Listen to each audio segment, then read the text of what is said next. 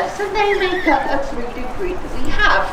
So we've got one male and 3 girls who'll be bringing out, and you can see a bit of our training that we do here at the Welsh Mountain Zoo. So you'll see a range of different behaviours, whether it's more natural behaviours or fun behaviours for the sea lions, and even things like health checkups that we do with our guys here, because of course we do have the advantage we can work with them very, very closely. I can check them over from head to hind flipper and have their cooperation in doing so. So we've started out with our first sea lion here. I'm sure most of you could guess he's the boy due to his large size. The males are much, much bigger than the females. And Casper here now weighs in 151 kilograms. But by the time the males are full grown, it could be anything up to around 200. This boy is still growing for the time being, but despite his very large appearance, Casper really is a gentle giant to work with. He's a big softie. He's a great sea lion to train here at the zoo as well. Now it's not only the size which is a giveaway between the difference of the males and the females. The males are actually darker in coloration too, and they have what's known as a sagittal crest. So if you have a look to the top of Casper's head here, you'll see this kind of little dome shape, particularly when the sun's out on a day like today, kind of reflects off a little bit there. And the females don't have this crest. And as Casper gets older, that will get a little bit bigger on the top of his head there, and it tends to go paler in coloration too.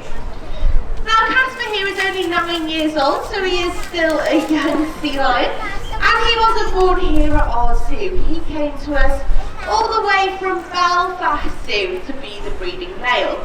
And our sea lions here are part of this breeding programme, and it is in fact the main reason that we have them here at the zoo. It's not for this training at all, that's just something a little bit extra for them, but it is because we hope to have pups in the future. Now as of yet, this boy hasn't fathered any pups, but certainly over the last couple of years he's expressed a lot more interest in our females. And during the breeding season, which is around July, he gets very vocal. He'll start chasing around after his girls, which is all typical behaviour during that time. And sometimes our Casper here gets a little bit confused anyway. He's already thought it's breeding season a couple of times already this year when the weather tends to go a little bit milder. So it is all promising signs. Now the females do in fact have quite a long pregnancy length. You're looking at a whole year before the females give birth. So they tend to give birth in June time to just one single pup. Then the breeding season commences not long afterwards, so they're ready to give birth for the following June. So you never know, touch wood, we might have some new additions this year. It would be absolutely fantastic if we did. So obviously he came from Belfast, so there is this movement of animals between collections in breeding programmes too. It's really important to maintain that genetic variation between them. So we've had Californian sea lions here a number of years, and we can't always keep all of them that are born, because that would result in inbreeding. So many of ours have gone off to other zoos, just as much as we get sea lions brought into us here. And he's a very lucky lad. He gets all 3 girls to himself, because during the breeding season, the males would be quite aggressive towards one another. They are in fact in the wild during that time in July, because the males would have a whole harem of females to themselves. You're looking around 20 individuals. They'll patrol the beach up and down, barking in this manner to warn off rival males. Some of them may try and challenge those males to pinch them off them, and the males are so dedicated to the cause that they'll actually starve themselves during the breeding season. They don't allow themselves to go out there hunting for fish, because if they do, that leaves those females alone. So we kind of want to encourage the competitive behaviour between the sea lions. If we did have another boy in our group, and obviously he never has to starve himself. Casper here still gets all of his fish because he doesn't have that worry at all. Now our next sea lion coming out here is Sophia. Sophia is the youngest member of our group here. Sophia is 8 years old. And just like Casper, she came to us from another zoo. So Sophia is actually from Rotterdam Zoo. Now she tends to be our most hyper sea lion in the group, even though she's 8 years old and grown up now. We still kind of see her as the baby, so she's always very energetic. Now Sophia came to us when she was just 2 years old, so she's grown up a lot since being here. And she is slightly calming down now in her older age. But 8 years old is still young because the Californian sea lions do in fact have a life expectancy of up to around 30 years in captivity. One of our oldest sea lions here was actually 36 years old. So that's quite impressive. They wouldn't live as this long as they would do in the wild. Obviously these guys are pampered and spoiled here. They don't have the same threats and pressures on them as they would do in the wild with things like overfishing. They're losing a lot of the prey items that they eat. Things like pollution in our waters and also plastic too. Obviously these guys are so inquisitive, as with what lots of animals are. You know, we do always really highlight the fact that plastic should be recycled, because if it ends up out there in the oceans, it can cause a lot of damage to all sorts of sea lions, but particularly the sea lions here too. So it is a shame. Obviously here we can give them the best life possible. They get fed 3 times a day here at the zoo. They're fed on a diet of herring. Obviously Sophia's still quite young, so she gets fed a little bit more fish than what some of our older females do, which you will meet in just a minute's time. But our boy gets fed the most fish here. Obviously he is the biggest sea lion, he needs all that fish as well. And when hunting for fish out there in the wild, something that really plays an important part is the sea lion's whiskers that you can see on either side of their face. The sea lions don't really have to rely upon their eyesight too much out there in the water, because those whiskers of theirs actually sense vibrations. So by doing so, they can kind of hunt and find their prey in order to be able to eat it. And they'll eat a variety of different fish and also things like squid too. Okay, she's disappeared off.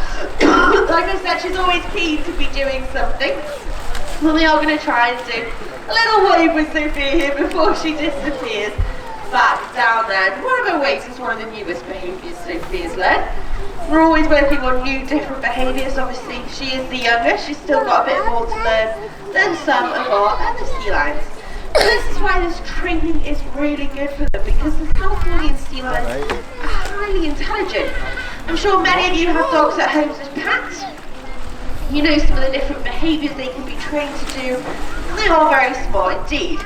And Californian sea lions do really outsee that, so it's quite amazing, and that's why this training is done for them, because it keeps their brain stimulated, it keeps them physically active throughout the day as well, and always giving them something to look forward to. But we never force our sea lions into this training either. That's why when they go down here they have these separate pens. Should any of our sea lions choose not to go in those pens beforehand, we know that they don't want to train for that session.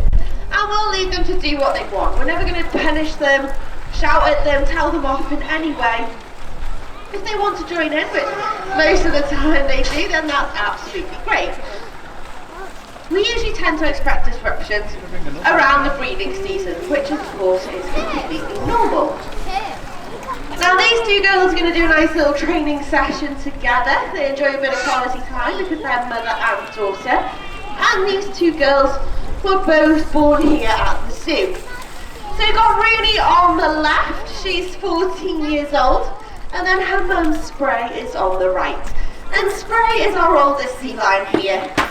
She's actually 18 years old now, but these girls love coming out together. They have a very, very close bond.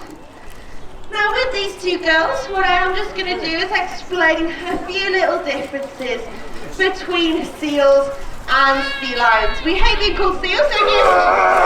Because they're actually different to a seal, even though they're part of the same family, which is known as the pinnipeds.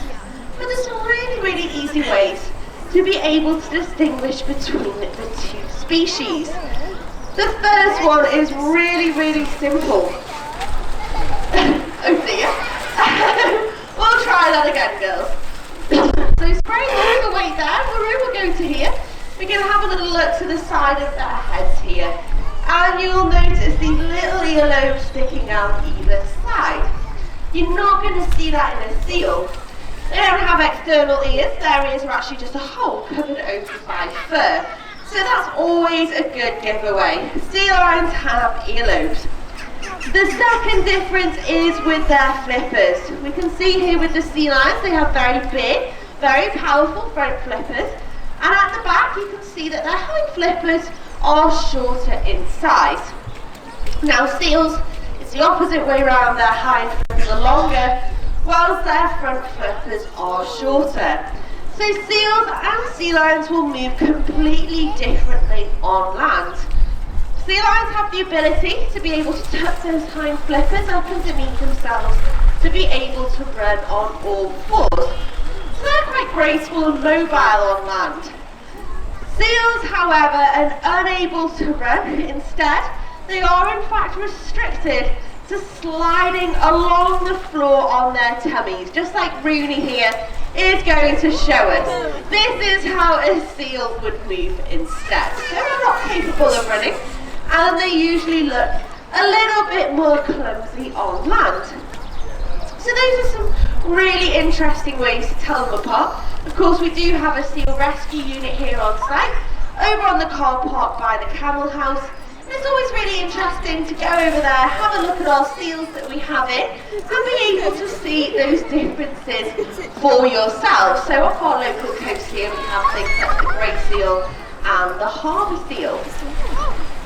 Our sea lions here have done a fantastic job this afternoon. We do hope that you've enjoyed seeing them.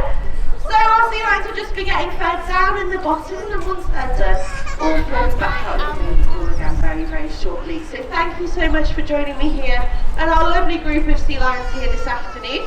I do hope you enjoy the rest of your day here with us at the zoo.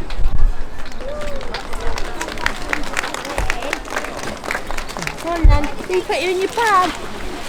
Yeah?